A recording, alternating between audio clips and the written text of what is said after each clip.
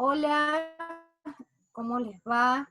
Mi nombre es Laura Bravo, estoy acompañada por el resto del equipo del área educativa del Espacio para la Memoria, la Escuelita de Famayá, y esta vez, en el marco del 16 Mayo de las Letras, queremos compartir nuestra experiencia y algunas reflexiones sobre nuestro trabajo a partir de la pandemia, ¿sí? Por eso trabajos de la memoria en tiempos de pandemia. El equipo está integrado por Natalia Ferrosardi, que es licenciada en Letras, eh, Natacha Melo, licenciada en Comunicación, eh, Gabriela Agüero, que es directora de orquesta, música, y Armando Ávila, que es psicólogo social. Eh, por favor, Natacha, ¿puedes pasar la diapositiva? Gracias. Bueno, como nosotros no sabemos a cuántas personas nosotros vamos a llegar y quiénes nos van a ver y cuántos saben sobre el espacio, vamos a hacer una breve historización del mismo, ¿sí? Es importante que sepan que la existencia hoy de la Escuelita de Famayá como un espacio para la memoria es básicamente producto de la lucha de organismos de derechos humanos y fundamentalmente de sobrevivientes, pero también de decisiones políticas que se toman durante el gobierno de Néstor Kirchner y que se consolidan a partir de la Ley Nacional de Sitios de Memoria, que es sancionada en el 2011. ¿Sí? A partir de ahí, lo que se hace es definir, es muy importante que hagamos esta distinción, porque hay una confusión sobre qué es el sitio, qué es el espacio, si es un museo o qué cosa es, y es que en el caso nuestro estamos hablando de un espacio para la memoria y la promoción de los derechos humanos. ¿Qué diferencia hay con un sitio o con un museo? Básicamente, los sitios de memoria son aquellos lugares donde han ocurrido hechos de nuestro pasado reciente y que están vinculados, bien digo, hechos donde un sitio es un lugar donde han sucedido acontecimientos vinculados a nuestro pasado reciente, por lo tanto, por ejemplo, acá en Tucumán tenemos como sitio la jefatura de policía y la propia escuelita de Famayá, donde funcionó el primer centro clandestino de detención de la Argentina, pero la diferencia está en que los espacios para la memoria son sitios donde además se desarrollan actividades vinculadas a la educación y a la promoción de los derechos humanos, ¿sí? Que no es lo mismo que un museo. No hay elementos materiales, salvo el espacio en sí mismo, que nos remitan a objetos, ¿sí? Que tengan que ver con ese pasado. ¿Podemos pasar la diapositiva? Bien. Eh, ese espacio para la memoria en el que todos nosotros trabajamos, más o menos conozcamos que va a empezar a funcionar a partir de, o se va a concretar a partir de la firma de un convenio entre Nación y provincia en el año 2013, el 6 de junio del 2013, en el que en ese convenio se establece la conformación de un cuerpo integrado por nación y provincia, por educación nación, educación provincia, derechos humanos nación y derechos humanos provincia, para la administración y para el sostenimiento fundamentalmente de este espacio.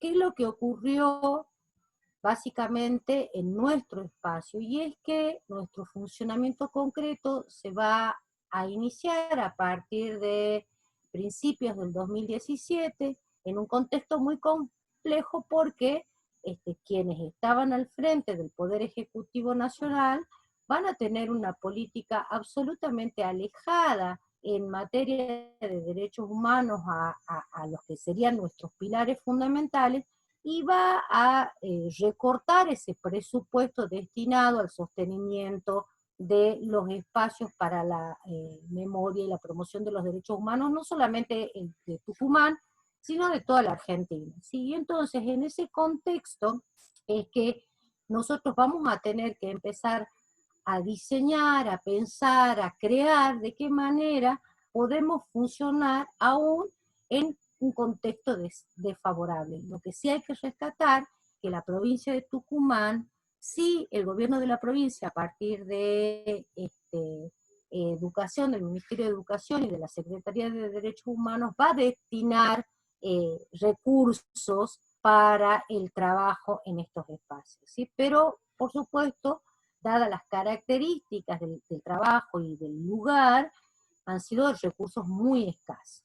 Pero bueno, les decía, se inicia un camino en el que nosotros vamos a ir creando, ¿sí? Y vamos a ir desarrollando una serie de ideas y de líneas de acción que nos permitan cumplir con los objetivos que tanto el área de educación del espacio como el espacio mismo se había planteado en sus orígenes.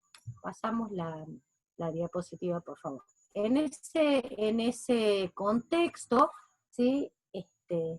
Nosotros vamos a desarrollar actividades tales como recorridos guiados, que serían como el eje fundante o fundamental en el trabajo nuestro, ¿sí? Nuestra tarea está estrechamente vinculada al espacio. Nosotros tenemos establecido como condición que no hay ninguna actividad que se pueda desarrollar que no incluya el recorrido guiado al lugar. O sea, las personas que transitan por este lugar tienen que saber qué es lo que ocurrió en el espacio. Entonces, para eso nosotros hemos desarrollado actividades tales como talleres destinados a docentes, pero también a estudiantes, talleres que abordan el terrorismo de Estado, talleres que abordan Operativo Independencia, talleres que abordan la ciudadanía, tanto en el marco del terrorismo de Estado como en el marco democrático, como también así hemos desarrollado la producción de documentos con nuestra experiencia educativa, pero también con propuestas hacia docentes para responder, ¿no es cierto?, a nuestra función fundamental, que es básicamente educativa. Sumado a eso también hemos trabajado con, iba a cumplir un rol muy importante, la articulación con diferentes instituciones educativas, tanto de los diferentes niveles eh, del sistema, pero fundamentalmente con universidades, tanto públicas como privadas, lo que nos va a poder permitir lograr el acceso a vínculos o saberes que le puedan hacer aportes al espacio ante la falta de presupuesto.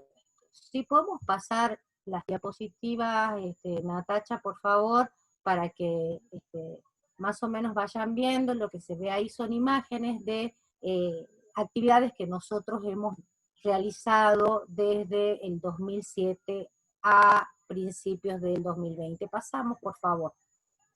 También hemos participado en congresos y algunos hechos muy estrechamente vinculados al espacio en sí mismo, también, como es el juicio oral por el Operativo Independencia, se va a convertir ese juicio en una herramienta más, ¿sí?, de la construcción de la memoria colectiva en este marco del trabajo que realizamos cotidianamente.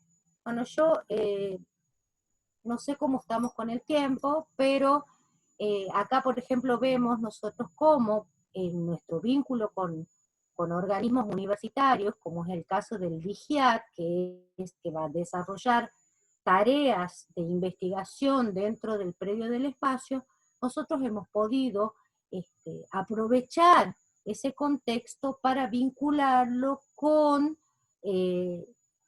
propuestas educativas, con proyectos educativos de los que los estudiantes en ese momento, los estudiantes que nos visitaban, que nos recorrían, podían desarrollar también desde una mirada científica el conocimiento de una ciencia que le aporta muchísimo a nuestro trabajo cotidiano. Ahora sí voy a cederle la palabra a Natalia Ferrosardi, que sobre todo va a hablar cómo a partir de la pandemia y del aislamiento social preventivo obligatorio, este trabajo que nosotros realizamos pierde su elemento fundamental, que es el espacio. Y cómo podemos seguir trabajando, seguir construyendo en pos de promover los derechos humanos en este contexto. Bueno, gracias, Laura. Como decía Laura, ¿sí? Nosotros venimos, ¿por qué hemos insistido, por qué arrancamos historizando el trabajo que veníamos haciendo? Para justamente dar cuenta de lo importante que resulta para nosotros en estas condiciones de transmisión, en esto de ligar, desligar y religar a la materialidad de un espacio. Un espacio que nosotros pensamos como cicatriz, que lo pensamos precisamente además también a partir de las marcas, de las huellas, y nosotros tenemos testimonios de quienes han transitado por esta experiencia de hacer el recorrido guiado junto con otras actividades, que la percepción de ese espacio cambia.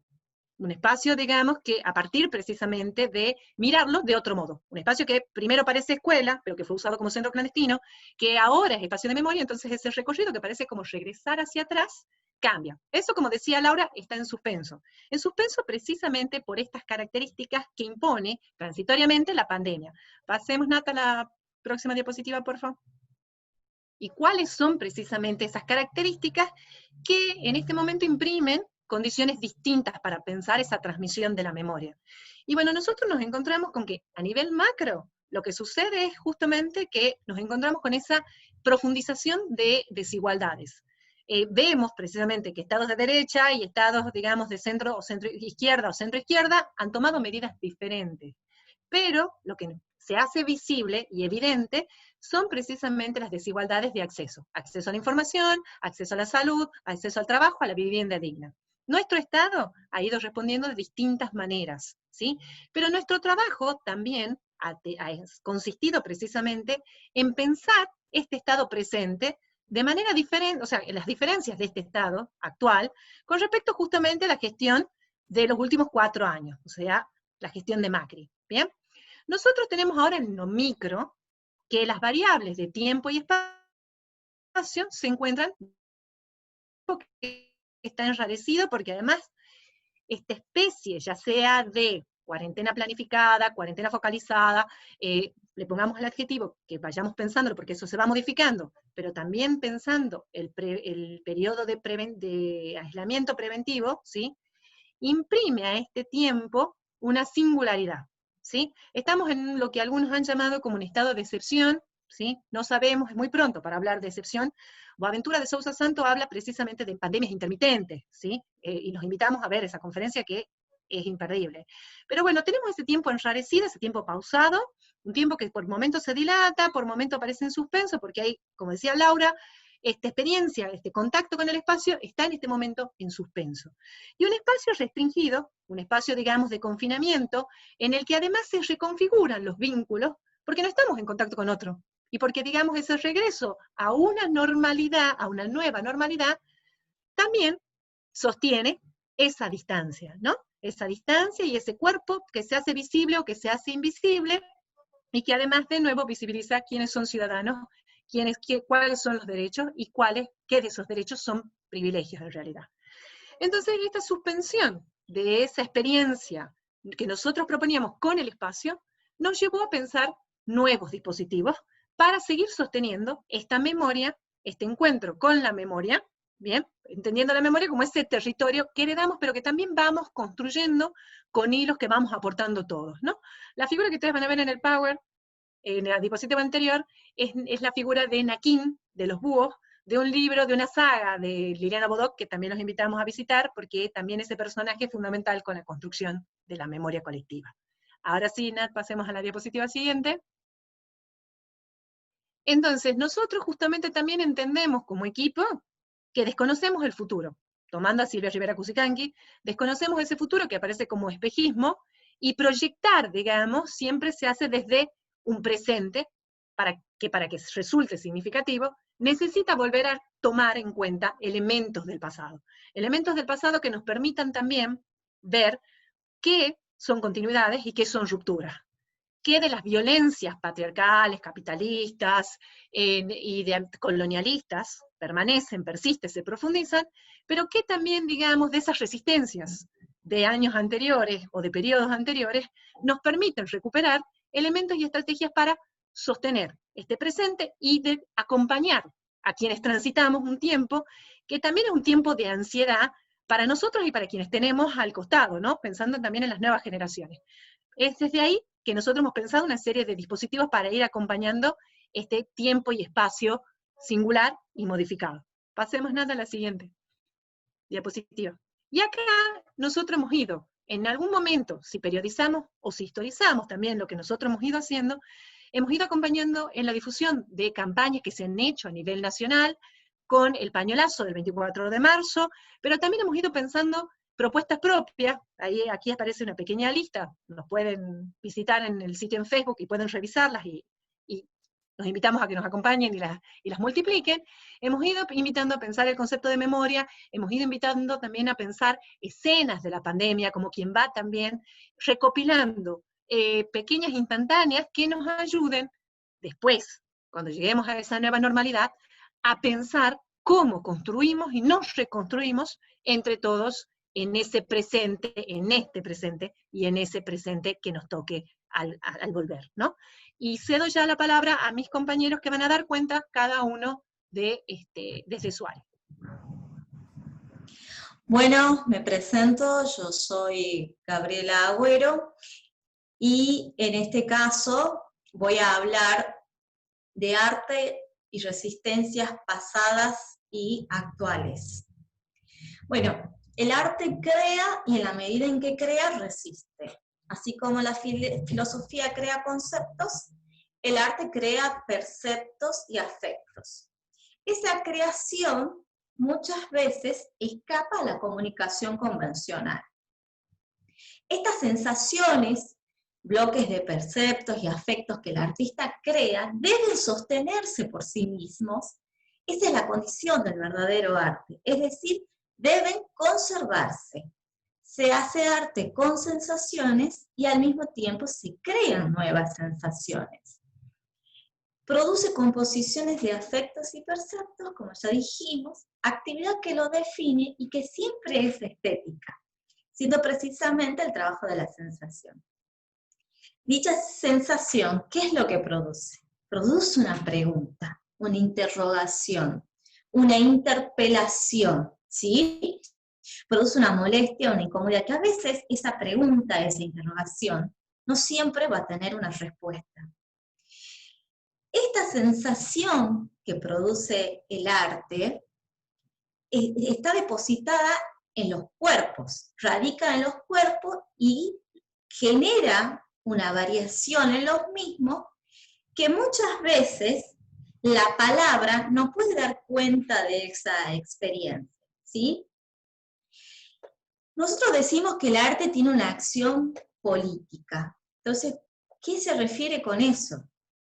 ¿Qué es lo político del arte? Es hacer visible lo que no era. Es hablar y darle voz a lo sin voz, en una nueva configuración de sujetos, objetos, espacios y tiempo, ¿sí? El arte crítico no solo afirma una potencia igualitaria, en tanto desconstruye jerarquías de géneros, de temas, pero a la vez, ¿qué es lo que hace? Crea escenas de disenso, ¿sí? Tejidos de lazos y relaciones que forman esa comunidad. Lo político del arte, además, no radica solamente en darle voz a los explotados y marginados de un aparato representacional que le haga simbólicamente justicia a su condición de desfavorecido, sino lo interesante del arte es que pueda mostrar todos los elementos que juegan en una sociedad. Y cuando decimos todos los elementos, hablamos de los marginados, de los desfavorecidos. Entonces, ¿qué es, durante la dictadura militar, ¿sí? Y acá es donde yo voy a puntualizar cuál fue el papel en la dictadura militar, cuál fue el papel del arte, vamos a encontrar que la dictadura militar, ¿qué es lo que hace? Clausura la práctica política, ¿sí? La actividad gremial, sindical,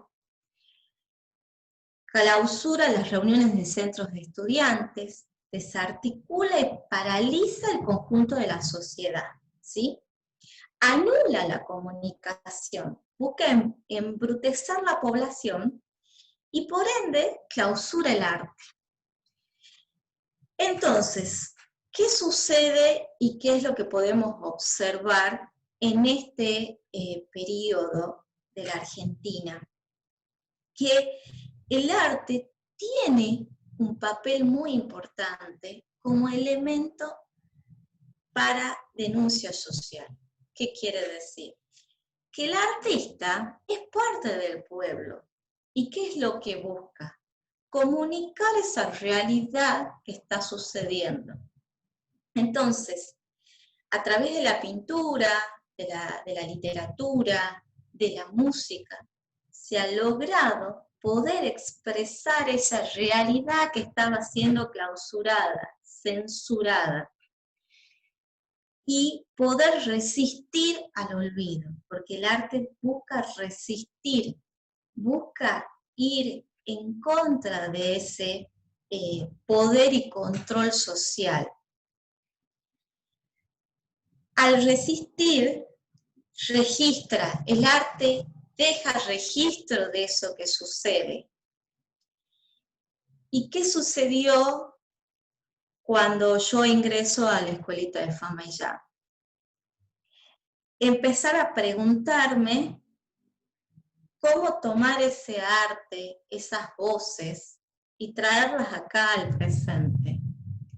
Y lo hice a partir de las poesías de poetas desaparecidos de todos los puntos de Argentina, y también abocándome a los poetas desaparecidos de Tucumán. Y trabajar a través de talleres todo esto en relación a traer ese arte, esa denuncia, esos relatos, testimonios, por medio de la poesía, darles una significancia nueva y trabajarlos con el alumno que era el espectador. ¿Qué encontramos en el arte hoy en día a través de la pandemia? ¿Cuál es el papel que tiene hoy el arte en la pandemia? También es resistir ese aislamiento, resistir la ausencia del otro, ¿no? Entonces, lo que me parece importante es cómo el arte en general, tanto en la dictadura militar, tanto en su trabajo de significancia del espacio de la Escuelita de Fama y Ya, la resignificación con este presente, y hoy cómo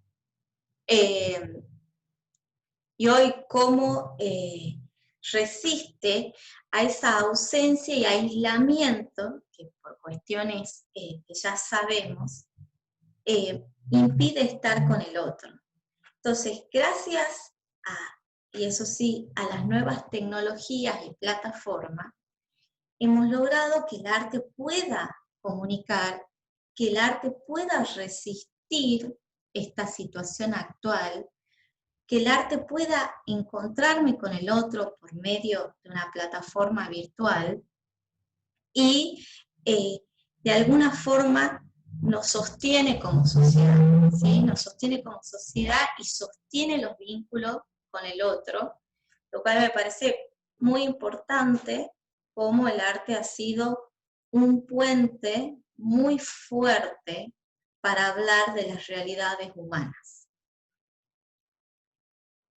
Gracias. Le paso la palabra a mi compañero Armando.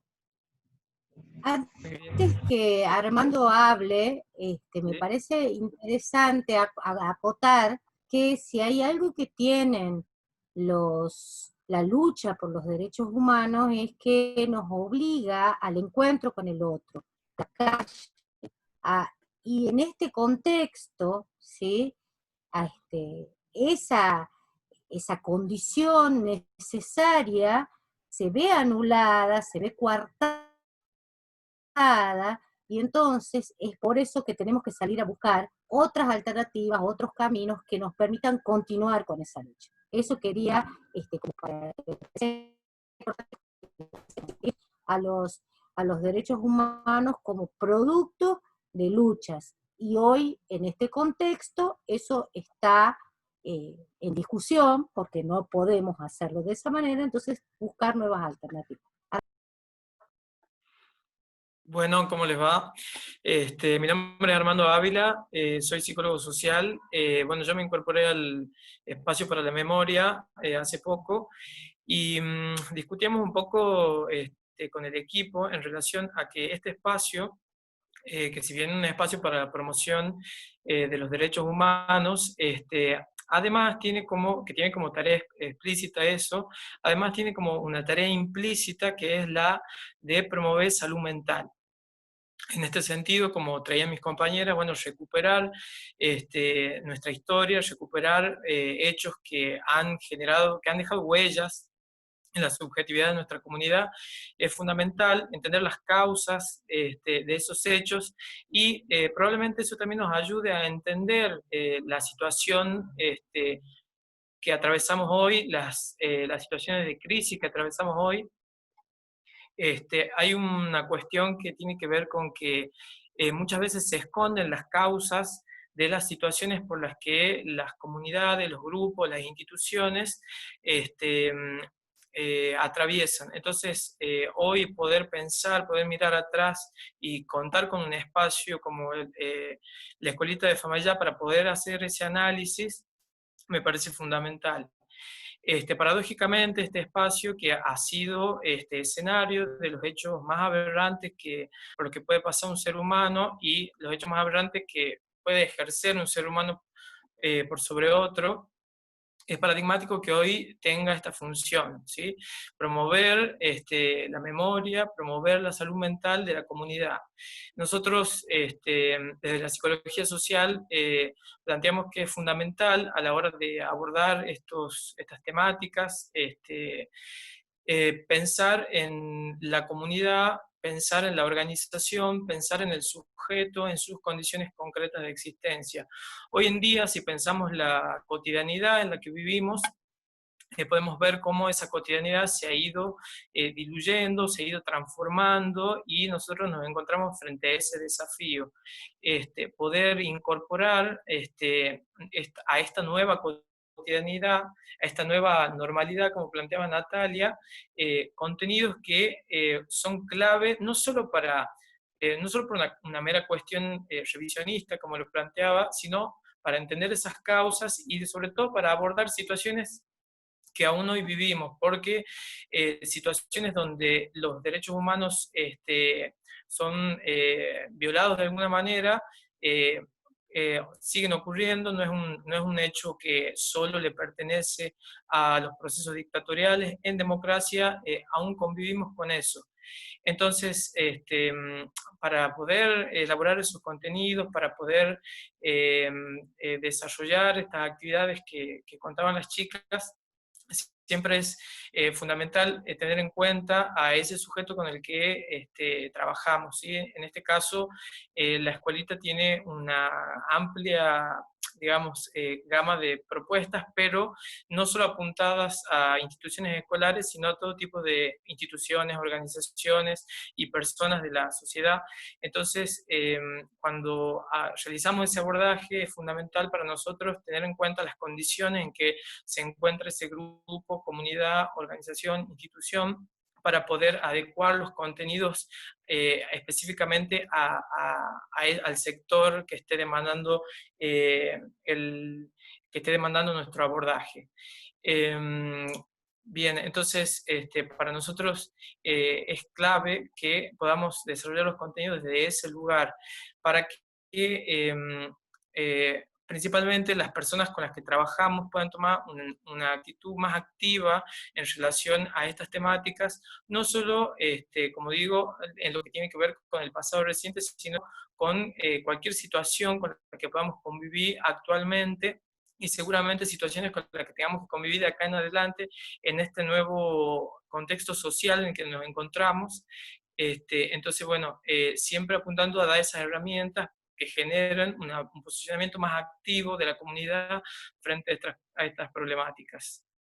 Bueno, ahora sigue mi compañera Gaby. Perdón, ahora sigue Natacha. Bueno, muchas gracias. Soy Natacha Melo, soy licenciada en comunicación, y nosotros cuando hablamos de comunicación en Escuelita de Famaillá, partimos de la premisa que somos seres comunicantes todo el tiempo, a lo largo de toda nuestra vida. Esto se basa básicamente, por ejemplo, en el concepto que emite Joan Costa cuando dice que todo comunica. Aun cuando no tenemos intenciones de comunicar o cuando no queremos decir nada, llega una decisión y esa decisión está comunicando algo. Las comunicaciones que constantemente nosotros emitimos tienen, para nosotros, desde este espacio y desde el abordaje que hacemos, tienen 3 dimensiones y a la vez esas dimensiones están ancladas en cada una un marco normativo específico. Por ejemplo, la dimensión pedagógica, que es cuando utilizamos la palabra, la comunicación como una herramienta para el aprendizaje; la dimensión mediática, que es aquella que utilizamos para informarnos o para informar, que es la de los medios de comunicación; y la dimensión social, que es la de la comunicación cotidiana, puede ser, ¿sí?, que también cada una de ellas tenemos la Ley de Educación Nacional, tenemos la Ley de Servicios de Comunicación Audiovisual, y para la comunicación social o comunitaria tenemos el artículo 19 de la Declaración de los Derechos Humanos. Cuando nosotros pensamos en estos tipos de comunicación, en estas dimensiones generales de la comunicación, podemos hacer 2 abordajes. Uno es el abordaje histórico, si se quiere, del pasado reciente, o uno actual. Antes de la pandemia, nosotros veníamos trabajando de una forma mucho más cómoda, porque era la que conocíamos, y en realidad lo que nos permitía es esta oportunidad de trabajar cara a cara con otros y leer, comunicarnos a partir de todos los elementos que teníamos, desde lo pedagógico, desde lo mediático y desde lo social. A partir de ahí podíamos tener prácticas, como son las que están enunciadas en pantalla, como por ejemplo, no sé, hacer asesoramientos, hacer intervenciones en el espacio como una radio abierta, como crear una revista, un folleto, una infografía. Pero a partir de la pandemia, la comunicación, si bien no se corta, sí se resignifica. Y esta resignificación de la comunicación va a venir a dar cuenta de una de las mayores problemáticas que tenemos en nuestra sociedad, que se transmite a todos los ámbitos sociales, que es la desigualdad en la oportunidad y en el acceso a las formas de comunicación, y particularmente en esta situación a las herramientas tecnológicas que hoy posibilitan y marcan como una brecha entre los que pueden comunicarse en pandemia y los que no, ¿sí? Entonces, por eso, por lo menos desde el espacio que a mí me corresponde aportar, también hemos pensado en pandemia cuáles son esas herramientas que podemos hacer, porque el foco no está puesto solo en comunicarnos como lo hacíamos antes, en considerarnos que todos tenemos derecho y acceso a la palabra, sino que cómo hacemos para achicar esa brecha. Y achicar esa brecha va a implicar que los actores involucrados en estas 3 dimensiones, educadores, alumnos, medios de comunicación y comunidad en general, pensemos juntos, socialicemos también ¿cuáles son esas herramientas que pueden ser más accesibles? No sé, de pronto pensar qué puedo resolver con un celular, de pronto pensar qué puedo resolver desde las redes sociales, o de pronto pensar en esas personas que quedan como en los márgenes, en los bordes de estos tipos de comunicaciones que requiere la pandemia y a los que no estamos llegando. Y por lo tanto, en estos marcos normativos que se supone que tenemos, los estamos privando de ese derecho a la comunicación. Entonces, pensar en esto para nosotros es muy importante porque entendemos a la comunicación como un derecho. Entonces, si entendemos que es un derecho, es también nuestra obligación pensar en que ese derecho esté al servicio, a disposición y sea accesible para la mayor cantidad de gente posible. En función de eso, seguimos pensando en quizás no hacer una radio abierta, pero sí explorar diferentes herramientas como para que vos con tu celular, con tu netbook, conectar, o con cualquier herramienta casera, uno pueda resolver lo mismo y no quede al margen de lo que consideramos que es un derecho que tiene que estar al servicio de todos. Bueno, y ahora, espérenme un minuto. Bueno, lo que les vamos a compartir son opciones en donde pueden encontrar y reconocer un poco del trabajo, que son, por ejemplo, nuestras redes sociales. Nos pueden buscar en Facebook como la Escuelita de Fama y Ya. También tenemos una página de, una cuenta en YouTube, ¿sí? Donde también nos pueden encontrar, también como la Escuelita de Fama y Ya.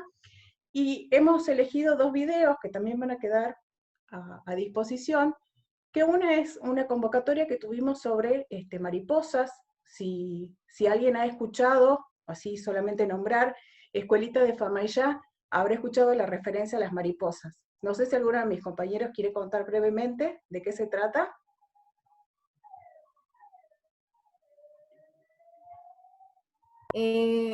Fue una propuesta que hicimos el año pasado en el marco del mes de la memoria. Lo que hicimos es rescatar un hecho particular que ocurrió en el año 2016, si mal no recuerdo, en el 2016, que es una invasión de mariposas a la Plaza de Mayo cuando se realizaba la marcha del 24. En ese momento hubo quien se acordó que había una leyenda azteca que dice que las mariposas son la reencarnación de los guerreros que vuelven, esto haciendo referencia sobre todo a la migración de las mariposas monarcas en México, que es, las mariposas son la encarnación de los guerreros que vuelven a acompañar a sus seres queridos en ese contexto. Entonces, nosotros tomamos esa metáfora de las mariposas para asociarlas a nuestros desaparecidos. Y la propuesta era justamente llenar, juntar 30.000 mariposas por la memoria, y que esas 30.000 mariposas que representaban a nuestros desaparecidos puedan estar como abrazando el espacio porque han sido colocadas en la cerca perimetral del espacio. Eso básicamente fue la propuesta. Bien, y el segundo recurso que dejamos a disposición es un pequeño video institucional donde cuenta la historicidad de Escuelita, cómo comenzó su proceso, básicamente un poco como sintetizando lo primero que vimos acá, pero también queríamos dejar a disposición una forma de contacto con nosotros que es nuestro mail, es escuelitadefamayyaeducacion@gmail.com.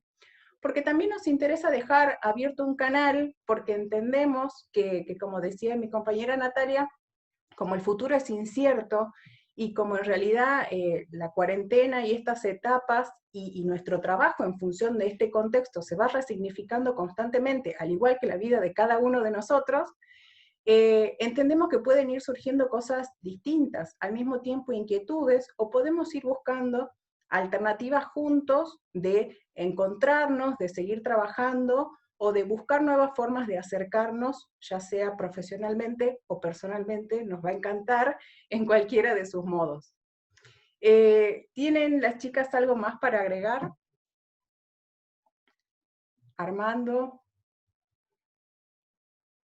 Bueno, Entonces, esto ha sido todo por hoy. Les queremos agradecer mucho por permitirnos compartir con todos ustedes este espacio.